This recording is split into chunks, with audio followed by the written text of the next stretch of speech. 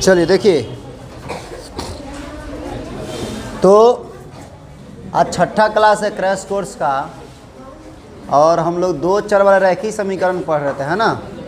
दो चर वाला रैखिक समीकरण में आपको बता दिए थे कि a1/a2 not equal to b1/b2 रहता है तब कितना हल होता है। बताओ तो कितना हल होता है? एक हल होता है। जब a1/a2 not equal to b1/b2 तो कितना हल होता है? एक हल। अब बताओ जी, रेखा कैसा होता है? एक हल है तो रेखा प्रतिच्छेदी होगा। संगत होगा क्या असंगत होगा? संगत हो। कोई भी क्वेश्चन इससे आ सकता है। अगर a1/a2 इक्वल टू b1/b2 और इक्वल टू c1/c2 तब क्या होता है? अनगिनत हल होता है। और रेखा कैसा होता है? समपाती होता है। ठीक है। और संगत क्या असंगत? और तीसरा बताए थे a1/a2 equal to b1/b2 not equal to c1/c2 तब क्या होता है जी? रेखा समानांतर होता है ना। और कितना हल होता है? कोई हल नहीं होता। गेट लगा दो। अब देखिए यहाँ पर संगत होता है क्या असंगत? असंगत होता है। अब देखो, अब यहाँ पढ़ेंगे अब आगे कि दो चर वाला रैखिक समीकरण में मूलतः तीन तरीका से किसी भी समीकरण को सॉल्व किया जाता है, तीन विधि से। ठीक। दो चर वाला रैखिक समीकरण को हल करने का जो तरीका होता है, दो चरों वाले रैखिक समीकरण, रैखिक समीकरण को हल करने का तीन तरीका है। अच्छा से देखो जी, समझो कौन तरीका सबसे इम्पोर्टेंट है, कौन तरीका आता है एग्जाम में, सब देख लो। ध्यान से देखना यहाँ, ठीक है। दो चर वाला रैखिक समीकरण में सबसे पहला जो कोई भी दो का समीकरण दिया रहेगा और उसको हल करने के लिए कहेगा, मतलब x और y का मान निकालने के लिए, तो सबसे पहला जो तरीका होता है वो होता है प्रतिस्थापन विधि। कौन सा विधि? प्रतिस्थापन विधि। प्रतिस्थापन विधि से हल करने के लिए कहेगा। ठीक। दूसरा तरीका रहेगा विलोपन विधि। विलोपन विधि, विलोपन विधि से हल करने का तरीका। और तीसरा रहेगा ब्रज गुणनखंड विधि। ब्रज गुणनखंड विधि।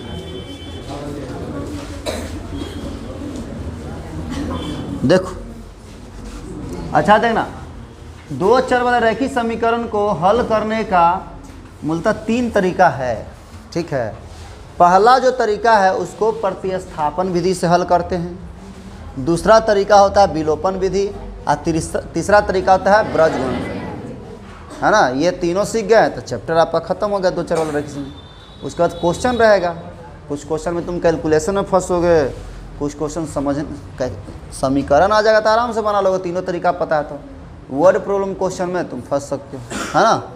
तो लास्ट में वर्ड प्रॉब्लम भी बनाओगे तो लास्ट में तो समीकरण ही आता है, और उस समीकरण को फिर ये तीनों में से कोई भी विधि से तुम हल कर सकते हो। ठीक है। तो सबसे पहला तरीका होता है प्रतिस्थापन विधि। तो प्रतिस्थापन विधि से कैसे हल करते हैं, जैसे कोई एग्जाम्पल ले लिए यहाँ पर कि x + y = 6 है और x - y = 4 है। देखो, x + y = 6 और x - y = 4 है। प्रतिस्थापन विधि से कैसे हल करते हैं? तो जब भी तुमको दो का समीकरण दिया रहेगा तो एक को पहला समीकरण, एक को दूसरा समीकरण माना। ठीक है। अब इस विधि से कैसे बनता है प्रतिस्थापन विधि, सीखो। दोनों में से कोई एक समीकरण ले लेते। कौन बात कर रही है? दोनों में से कोई एक समीकरण लेते हैं। मान लो समीकरण फर्स्ट लेते हैं, तो समीकरण फर्स्ट में लिखेंगे। समीकरण फर्स्ट देखो, x + y = 6 है। इसमें से किसी एक का मान निकाल लेते हैं, या तो x का या तो y का। x का मान निकालना है तो y प्लस में उधर जाएगा तो माइनस, तो x = हो गया 6 - y। ठीक। y का मान निकालते हैं तो y = हो जाएगा 6 - x। कोई एक का, x या y का। हम x का वैल्यू निकाले, 6 - y आ गया। अब इस x के वैल्यू को जो दूसरा समीकरण में पुट कर देंगे, एक्स के वैल्यू किस समीकरण में, दूसरा समीकरण। तो लिखेंगे समीकरण सेकेंड में एक्स का मान रखने पर, एक्स का मान रखने पर। तो समीकरण दूसरा देखो, x माइनस वाई बराबर 4 है। तो x है तो x माइनस वाई बराबर 4 है, लिख दी। x है तो x के जगह पर x का मान रखो 6 माइनस वाई, अब माइनस वाई पहले से है बराबर 4। 6 प्लस में उधर जाए तो माइनस में, अब माइनस वाई, अब माइनस वाई कितना होगा, माइनस 2y बराबर 4 वहाँ पहले से है, अब माइनस क्या होगा 6। -2 इंटू में उधर जाए तो डिवाइड में, तो y बराबर हो जाएगा यहाँ पर 4 में 6 घटाओ -2, अब बटा ये -2, माइनस से माइनस कैंसिल, 2 से 2 कैंसिल, क्या बच गया 1। तो y का मान 1 आ गया। y का मान कितना आ गया 1। अब y का मान आ गया, x का मान निकालना है। तो यहाँ देखो x बराबर तो निकाले ही थे, यहाँ पर लिखेंगे चूँकि x बराबर 6 माइनस वाई था, यही ना था जी। तो x बराबर 6 माइनस वाई के जगह कितना रखेंगे 1। तो बताओ x बराबर कितना आ गया 5। तो x का मान आ गया 5 और y का मान आ गया 1। तो ये प्रतिस्थापन विधि से हल किए हैं। प्रतिस्थापन विधि में क्या करते हैं, किसी एक समीकरण चलते हैं उसका मान निकाल लेते हैं और उस x का चाहे y का, और उस x या y का वैल्यू को दूसरे समीकरण में पुट कर देते हैं, तो कोई एक वो y का वैल्यू आ गया। अब y का वैल्यू आ गया तो x का वैल्यू निकाल लेंगे, या y का वैल्यू तुम किसी समीकरण में भी रखते थे, x का वैल्यू वही आता। बोलो दिक्कत है। तो ये प्रतिस्थापन विधि हुआ। कौन सा विधि हुआ, प्रतिस्थापन विधि। ठीक है, एक के वैल्यू को निकाल लेना, दूसरे में फिर पुट कर देना। ठीक है। दूसरा होता है विलोपन विधि। ये सबसे ज़्यादा यूज होता है, यूज होने के लिए सबसे ज़्यादा यूज होगा ये, सबसे ज़्यादा। आगे क्लास में जब भी जाओगे तो ज़्यादातर आदमी यही विधि बनाता है, सॉल्व करता है 2 चर वाला रैखिक समीकरण, क्योंकि हर क्वेश्चन में आगे क्लास में जाएगा तो हर क्वेश्चन में ये आ जाएगा अपने आप। तो वहाँ थोड़ी ना रहेगा 2 चर वाला रैखिक समीकरण, वहाँ कोई सिखाएगा, वो कहेगा 10वां में आप पढ़े थे ना, तुम लोग को बोलना पड़ेगा मजबूरी में, हाँ पढ़े थे, है ना। और वहाँ बताएगा, बहुत बच्चा पढ़ले भी रहेगा उसमें, जिसको याद भी रहेगा कि 2 चर वाले रैखिक समीकरण से, जैसे क ख ग घ बच्चा में सीखे थे और आज तक काम आ रहा है। किताब जब पढ़ते तक क ख ग घ का यूज होता है, वो नहीं आएगा तो तुमको किताब पढ़ने आएगा, नहीं आएगा। हम बोलेंगे इधर से लिख पाइएगा, नहीं लिख पाइएगा। क का का की ये सब जो पढ़े थे, ख का की अ ई सब, उसी सब का यूज करते हैं, तब आगे हमेशा यूज होते रहता है हिंदी में। जब भी तुम हिंदी पढ़ते हो, है ना, हिंदी लैंग्वेज जब भी आप पढ़िएगा, चाहे मैथ आप हिंदी में पढ़ते तो लैंग्वेज लिखा रहता है, गेट लगाओ ठीक से बुआ, लैंग्वेज लिखा रहता है, तो उसको पढ़ते हैं आप। यही पढ़े हैं 2 चर वाले रैखिक समीकरण, तो इसमें का की अ ई सब का यूज नहीं है। अरे बोलो, तो ये सब बच्चा में पढ़े थे, तो आगे क्लास में जैसे आते हैं तो उसमें सब का यूज होता है। इसके बिना बना पाइएगा, मतलब पढ़ पाइएगा नहीं। उसी प्रकार से 10वां 9वां 8वां 9वां 10वां जो होता है आगे क्लास का क ख ग है, अ ई है, मतलब ये चीज़ 2 चर वाला रैखिक समीकरण जो तुम तीनों तरीका पढ़ रहा है, कोई एक तरीका तुमको हमेशा याद रखना पड़ेगा, क्योंकि आगे 11th में जाइएगा, 12th में जाइएगा, कोई भी कंपटीशन का तैयारी करिएगा, नौकरी वाला तैयारी करेगा, तो सब जगह आएगा, ये अपने आप सब मैथ में घुसा रहेगा। तो वहाँ तुमको अलग से 2 चर वाला रैखिक समीकरण नहीं पढ़ाया जाएगा। चैप्टर कोई और रहेगा, चैप्टर पढ़िएगा परसेंटेज, और उसमें ये 2 चर वाला रैखिक समीकरण ये वाला क्वेश्चन में अपने आप आ जाएगा, वहाँ बनाना रहेगा, है ना, कि इसके आगे तो आप बना ही लीजिएगा। 2 चर वाला रैखिक समीकरण पढ़े होंगे 10वां में, ऐसे बोलेगा, है ना। तो इसीलिए ये सब बेसिक है, क ख ग घ है, समझो तो आना चाहिए, नहीं तो आगे किताबें नहीं पढ़ने आएगा, तुमको बनबे नहीं करेगा मैथियन। तो सबसे ज़्यादा पॉपुलर जो विधि होता है ये विलोपन विधि होता है। जैसे विलोपन विधि में क्या होता है, जैसे यहाँ पर 2x दे दिए प्लस y दे दिए इक्वल टू 7 दे दिए, यहाँ x दे दिए प्लस यहाँ पर 7y दे दिए इक्वल टू यहाँ पर 10 दे दिए। ये समीकरण फर्स्ट हो गया, ये समीकरण सेकंड हो गया। इस विधि में क्या करते हैं कि कोई एगो को या तो x वाला को या y वाला को सेम करते हैं ताकि कट जाए। ठीक है, तो देखो x वाला को अगर सेम करना तो यहाँ 2x है, यहाँ 2x है नहीं, इस x में 2 से गुना किया और इसमें x से 2 से गुना है नहीं। x वाला को अगर काटना चाहते हैं तो x वाला को सेम करो, अगर y वाला को काटना चाहता है तो y वाला को सेम करो। तो यहाँ देखो 7y है और यहाँ पर क्या है y है। तो अगर समीकरण फर्स्ट y वाला को अगर सेम करना चाहते हो तो किस में गुना करना पड़ेगा, समीकरण फर्स्ट में कि सेकंड में? फर्स्ट में। कितना से? 7 से, क्योंकि सेकंड में 7 से y में गुना किया हुआ है, तो इसमें भी 7 से गुना होना चाहिए, तब ना 7y होगा। या x वाला को अगर सेम करना चाहते हो तो समीकरण किस में गुना करना पड़ेगा? सेकंड में। कितना से? 2 से। ये क्योंकि 2x है तो यहाँ भी 2x चाहिए, तो समीकरण सेकंड में हमको गुना करना पड़ेगा 2 से, तो बराबर हो जाएगा। तो x को 2 से गुना करोगे 2x, 7 को 2 से गुना करो 14y, बराबर 10 दूनी 20। ये समीकरण क्या हो गया? थर्ड हो गया। ठीक है, समीकरण क्या हो गया? थर्ड। अब बताओ, देखेंगे समीकरण फर्स्ट और थर्ड सेम है x वाला, घटा देंगे तो कट नहीं जाएगा। यहीं पर बगल में लिख देंगे, यहाँ पर ब्रैकेट में लिख दो समीकरण third minus first. Third minus क्या कर दिए? फर्स्ट। समीकरण थर्ड में से फर्स्ट को क्या कर रहे हैं? घटा रहे हैं। थर्ड यहाँ पहले से लिखल है, फर्स्ट यहाँ है 2x प्लस y बराबर कितना? 7। घटा दो, माइनस माइनस माइनस, घटाते हैं तो साइन चेंज। 2x प्लस में 2x माइनस में कट जाएगा, 14y में से y घटाओ, कितना बचेगा? 13y बराबर 20 में से 7 घटाओ 13, तो y बराबर हो गया 13 अब बटा 13। 13 से 13 कितना बार में? 1। तो y का मान कितना आ गया? 1। अब इस y के मान को किसी समीकरण में रख दो, फर्स्ट सेकंड थर्ड तीनों में से कोई में, तो समीकरण मान लो फर्स्ट ही में रखते हैं। समीकरण फर्स्ट में y का मान रखने पर, समीकरण फर्स्ट में y का मान रखने पर, समीकरण फर्स्ट देखो 2x है तो 2x प्लस y है तो y के जगह कितना रखेंगे? 1 बराबर 7। ये प्लस में है 1, उधर जाए तो माइनस, तो 2x बराबर हो गया 7 माइनस 1। ये 2 इंटू में इधर आया तो डिवाइड में, तो x बराबर 7 में से घटाओ 6 बटा 2, कट कितना आ रहा है? 3 बार में। तो बताओ x का मान कितना आ गया? 3 आ गया। x का मान 3 आ गया। वो दिक्कत। तो ये 2 विधि है जिसमें सबसे ज़्यादा यूजफुल जो विधि है वो विलोपन है, और ये भी आना चाहिए प्रतिस्थापन विधि। जब कभी कभी इससे नहीं बनते रहता है कोई क्वेश्चन तो इससे बनाते हैं, या इससे बहुत बड़ा हो जा रहा है तो इससे बना लेते हैं, है ना। तीनों आएगा तो अपने आप माइंड काम करने लगता है कि इसे किस विधि से बनाएं ताकि जल्दी बने, है ना, इस टाइप से। लेकिन एग्ज़ाम में तुम्हारा आएगा, एग्ज़ाम में आएगा 2 मार्क्स में, तो सबसे ज़्यादा एग्ज़ाम में ब्रज गुणनखंड विधि आता है। ठीक है, ये यूजफुल है, मतलब दूसरा चैप्टर में यूज होगा, तो ये आना चाहिए क्योंकि इस विधि से तुरंत बना लोगे। और लेकिन तुम्हारे एग्जाम में अगर इस चैप्टर से क्वेश्चन आएगा तो 2 चर ये ब्रज गुणनखंड विधि से आएगा। एग्जाम में डायरेक्ट आ जाता है कि ब्रज गुणनखंड विधि से निम्नलिखित को सॉल्व करें, हल करें ब्रज गुणनखंड विधि से। तो जब भी ब्रज गुणनखंड विधि से सॉल्व करना रहेगा तो कैसे बनाते हैं? पहले ये दोनों विधि आपको आना चाहिए, उसके बाद इसको बनाते हैं। ठीक है, पहले इसको उतारो आराम से पहले।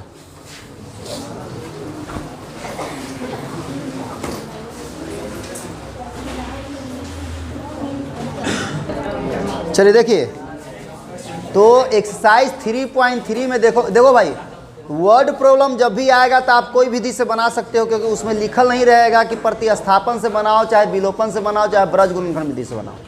आपको जो विधि से बनाना उस विधि से बना सकते हैं। लेकिन जब 2 चर वाला रैखिक समीकरण 2 समीकरण दे देगा तब वहाँ बोलेगा कि प्रतिस्थापन से बनाइए, चाहे विलोपन से, चाहे ब्रज गुणन। तो जिस विधि से बोलेगा उस विधि से बना सकते हैं। 90% चांस होता है कि ब्रज गुणनखंड विधि से आता है, जब 2 चर वाला रैखिक समीकरण दे देगा तब। अब बाकी कोई भी क्वेश्चन में उसका यूज हो रहा है तो आप जिस विधि से बनाइए। लेकिन स्पेशल रूप से कहेगा कि 2 समीकरण दे देगा, कहेगा हल करे, तो वहाँ लिखा रहेगा ब्रज गुणनखंड विधि से हल करे। 90% चांस है।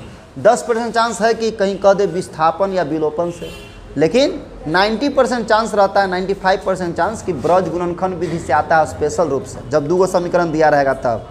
अब बाकी वर्ड प्रॉब्लम में यूज हो रहा है तो आप जिस विधि से बनाइए, जो विधि आपको ईजी लगता है। अब ध्यान देखो यहाँ पर, तो एक क्वेश्चन है, जैसे एक्सरसाइज 3.3 में क्वेश्चन है कि प्रतिस्थापन विधि से हल करें।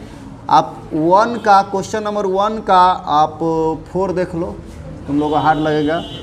0.2x है प्लस 0.3y है इक्वल टू 1.3 है, और 0.4x है प्लस 0.5y है इक्वल टू 2.3 है।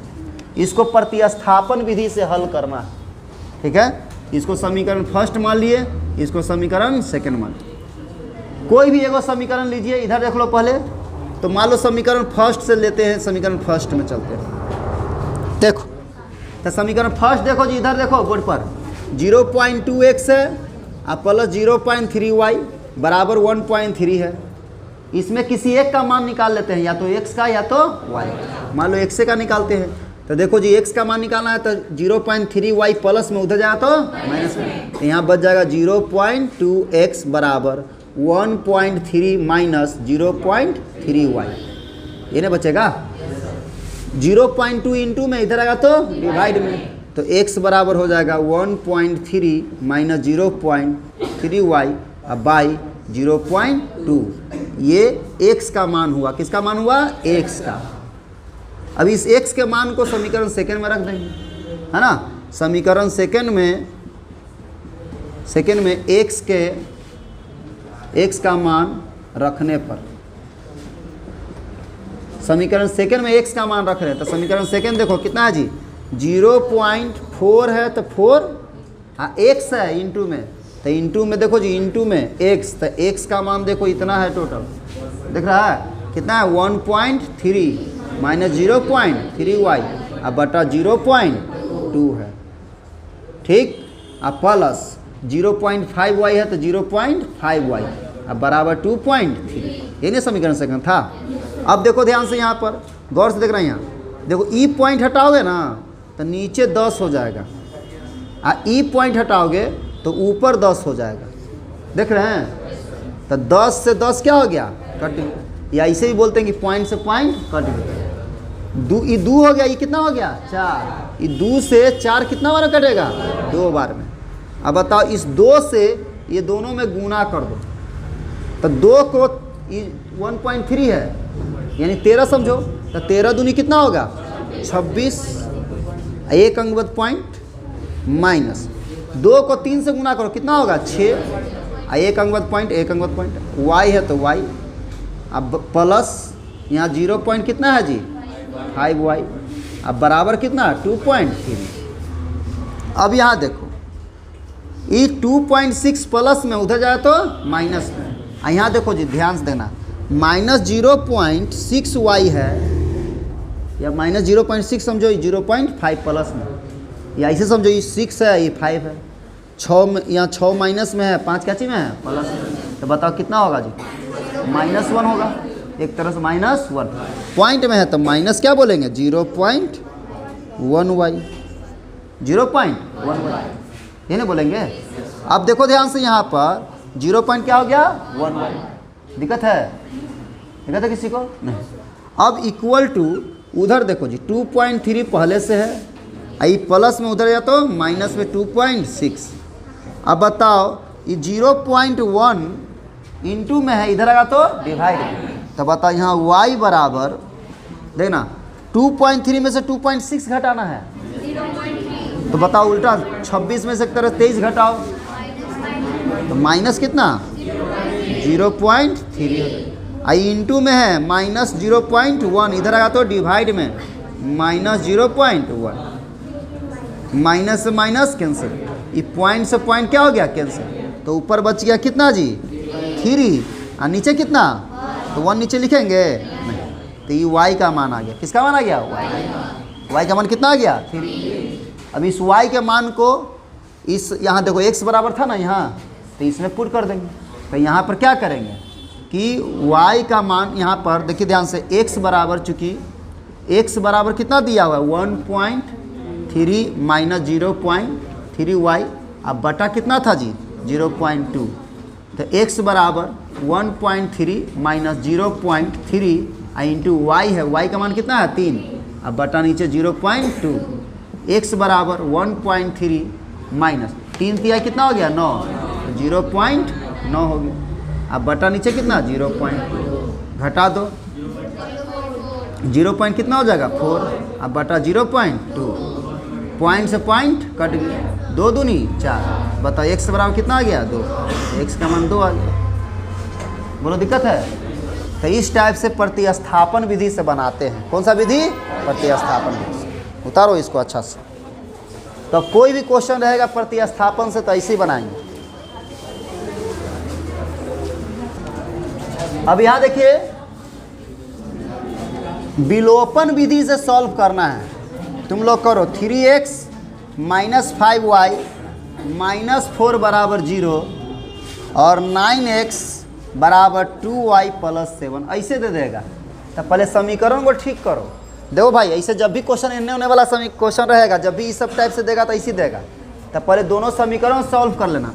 पहला देखो, पहला समीकरण है 3x माइनस 5y, ये -4 को उधर लेके चल जाओ तो माइनस में उधर जाओ तो प्लस में 4, इसको पहला समीकरण। इसको भी सुधारो, 2y प्लस में है, इधर ले आओ माइनस में हो जाएगा।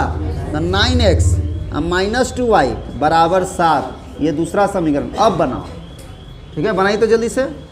कौन समीकरण में कितना से गुना करेंगे, विलोपन विधि से बनाना।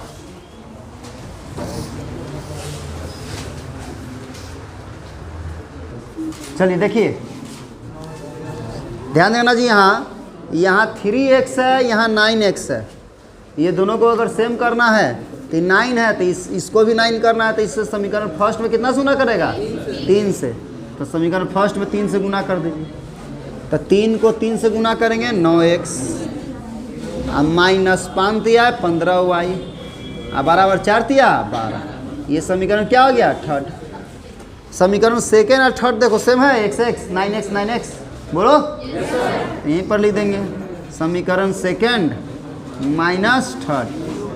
समीकरण सेकेंड में से थर्ड क्या करें, घटा देते हैं, घटा दो यहीं से, minus plus minus, 9x plus में 9x माइनस में कट गया, 2x माइनस 2y माइनस में है, 15y प्लस में, तो 15 में से 2 घटा कितना बचेगा, 13y बराबर 7 में से 12 घटाओ -5, 13 इंटू में इधर आया तो डिवाइड में, तो y बराबर -5/13, तो y का मान आ गया। अब किसी भी समीकरण में y का मान रखो, समीकरण फर्स्ट ही में रखते हैं, तो यहाँ लिखते हैं समीकरण फर्स्ट में y का मान रखने पर, y का मान रखने पर समीकरण फर्स्ट देखो जी कहाँ गया, फर्स्ट यहाँ 3x माइनस 5 इंटू वाई है, तो y का मान कितना है, -5/13, अब बराबर कितना है 4।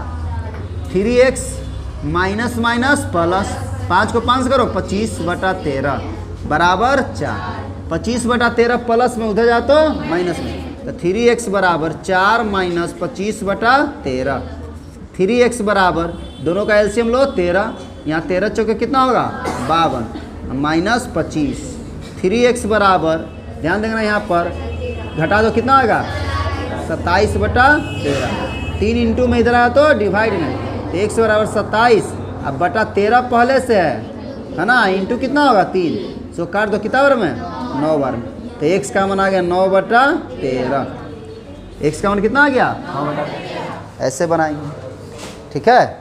तारो इसका जिसका गलत हो गया। चलिए अब तीसरा विधि सीखेंगे ब्रज गुणनखंड विधि से, ये इम्पोर्टेंट है, एग्जाम में 2 मार्क्स में आ सकता है, इसलिए इस सवाल को, इस पर 2-3 क्वेश्चन को सॉल्व करेंगे। ब्रज गुणनखंड विधि से हल करने के लिए आएगा, कहेगा ब्रज गुणनखंड विधि से, एग्जाम में आएगा इसी विधि से हल करें, क्वेश्चन रहेगा, गौर से देखो जी, बात नहीं करो।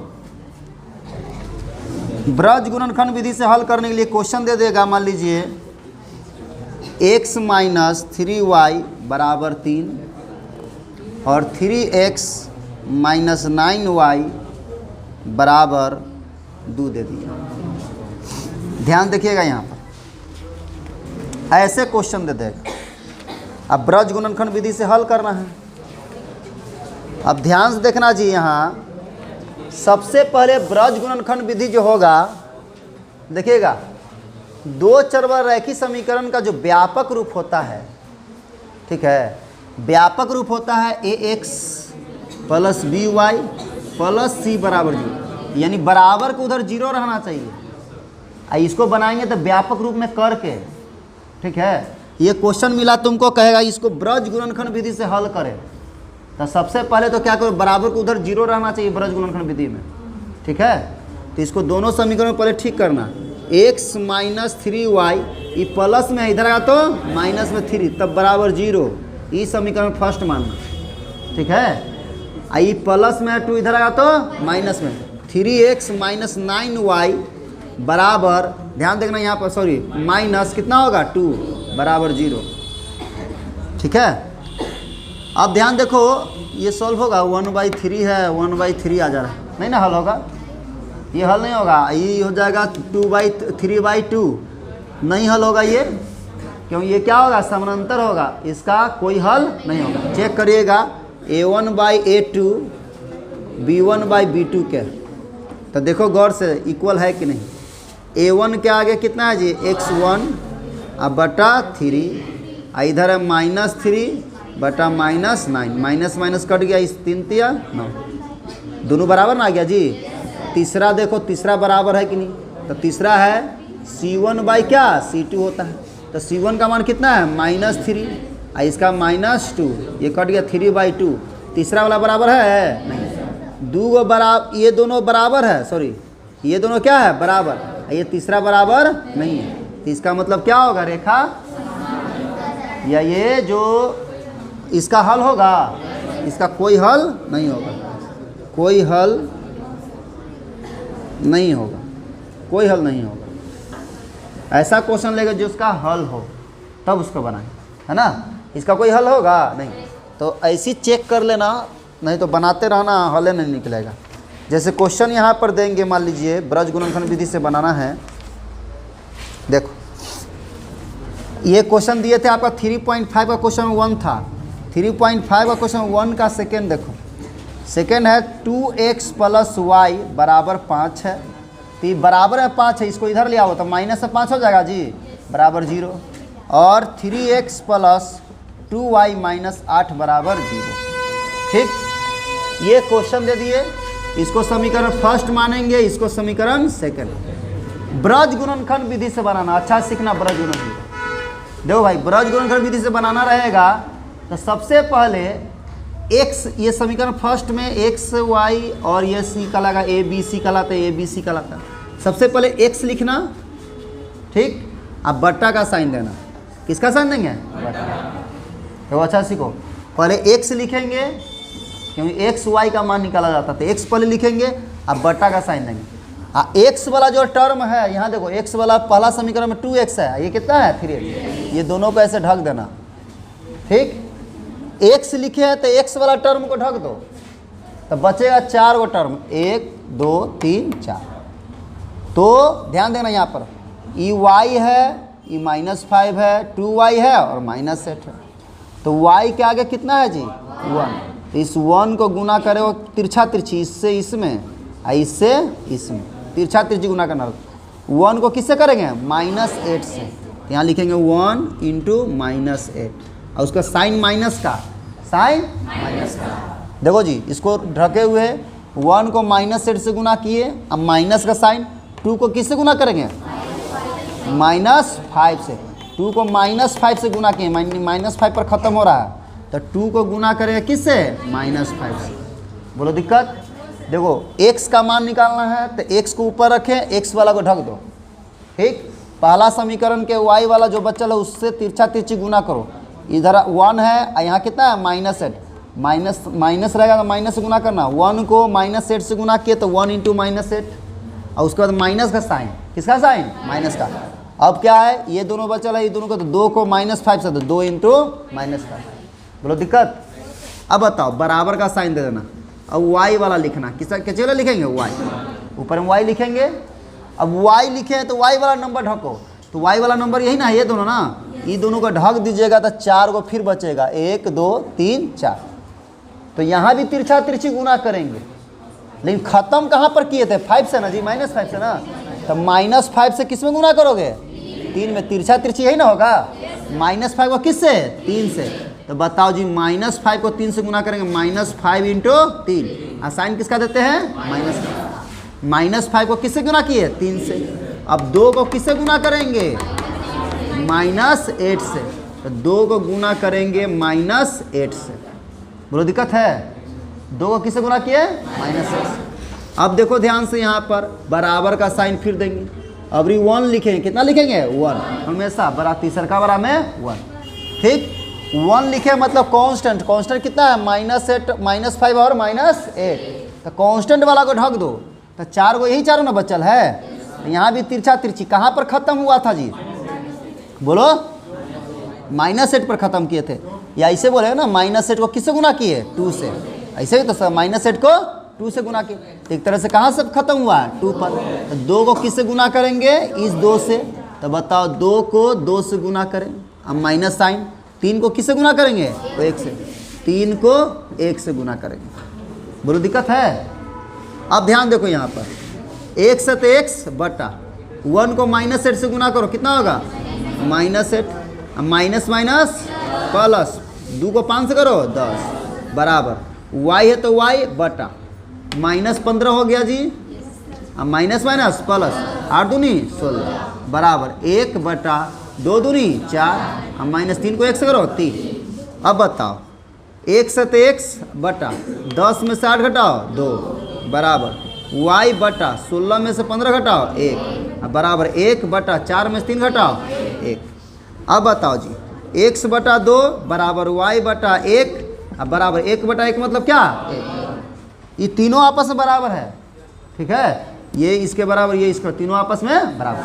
तो x बटा 2 को 1 के बराबर करेंगे और फिर y बटा 1 को भी 1 के बराबर, तीसरका के बराबर करेंगे दोनों।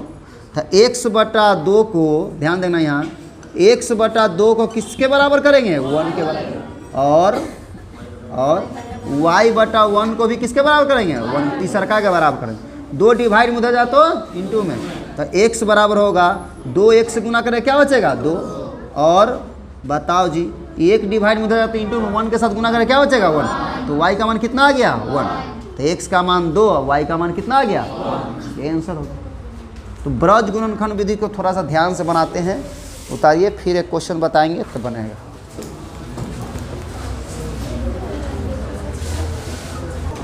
चलिए ब्रज गुणनखंड विधि से हल करने के रहेगा, जैसे x माइनस 3y माइनस 7 बराबर 0, एक है 3x माइनस 3y माइनस 15 बराबर 0, ये समीकरण फर्स्ट, ये सेकेंड। देखो जी इसको ब्रज गुणनखंड विधि से हल करना है, गेट लगा दो बुआ। कौन सा विधि से हल करना है, ब्रज गुणनखंड। तो देखिए ब्रज गुणनखंड विधि से हल करना है, ध्यान देखिएगा। तो सबसे पहले हम बोले हैं कि x लिखिएगा, क्या लिखेंगे x, देखो ध्यान देना, x लिखेंगे, गेट लगाओ ना जी, x लिखेंगे, ध्यान देना यहाँ पर, और उसके बाद x वाला को ढकेंगे नंबर को।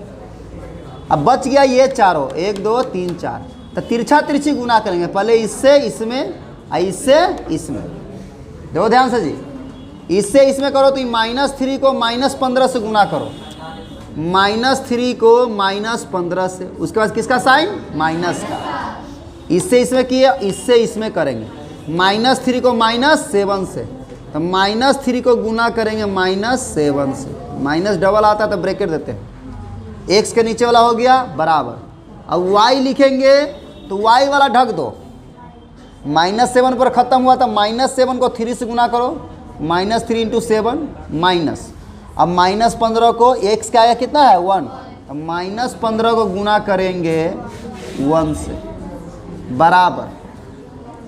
अब 1 बटा लिखेंगे, देखो 1 बटा लिखे हैं तो ध्यान दो ये वाला टर्म होगा, तो इससे इसमें गुना करेंगे, 1 को किससे -3 से, 1 को -3 से माइनस, अब 3 को -3 से, 3 को -3 से, बोलो दिक्कत है, बोलो। अब बताओ x बटा माइनस माइनस प्लस 15 तिया कितना हो गया 45। अब यहाँ ध्यान देना, माइनस है तो माइनस, देखो -3 को -7 से, तो माइनस माइनस प्लस 7 तिया 21 बराबर y बटा -7 तिया 21 माइनस में, माइनस माइनस प्लस 15 को 1 से करो 15 बराबर 1 है तो 1 बटा 1 को -3 से करो -3, माइनस माइनस प्लस 3 तिया 9। अब बताओ जी x बटा 45 में से 21 घटाओ 24 बराबर y बटा -21 प्लस 15 कितना होगा जी -6, बराबर 1/9 में से 3 घटाओ 6। अब बताओ जी, x/24 को किसके बराबर करोगे? 1/6 के, और y/-6 को बराबर करोगे 1/6 के। ये 24 डिवाइड में उधर जाए तो इंटू में, तो x बराबर 1 पहले से था बटा 6 पहले से है, इंटू में हो गया 24, और माइनस में 6 डिवाइड में है -6 उधर जाते इंटू में y बराबर 1/6 इंटू हो गया -6। ये 6 से कितना बार में? 4 बार में। ये 6 से 1 बार, तो x का मान आ गया 4 और y का मान आ गया तुम्हारा -1। ये आंसर हो गया। बोलो दिक्कत? चल एक और क्वेश्चन दे रहे हैं, बनाइएगा। क्योंकि ब्रज गुणनखंड विधि से आता है एग्जाम में। आपकी का एक्सरसाइज क्या है? 3x - 5y बराबर 20 दे दिया है, और 6x - 10y बराबर 40 दे दिया। ये तो हल होगा जिसका? नहीं होगा, इसका अनगिनत हल होगा ना, क्योंकि ये दो बार में, ये भी 2 बार में, ये भी 2 बार में, अनगिनत हल होगा, संपाती होगा ना, तो अनगिनत हल वाला नहीं आएगा एग्जाम में बनाने के लिए। लिखिए, यहाँ क्वेश्चन दे रहे हैं 2x - 3y बराबर, या माइनस यहाँ 4 दे दिए, यहाँ दे 3x + 7y - 8 दे दिए इक्वल टू 0 दे दिए। बनाइए। ब्रज गुणनखंड विधि से हल करना है इसको।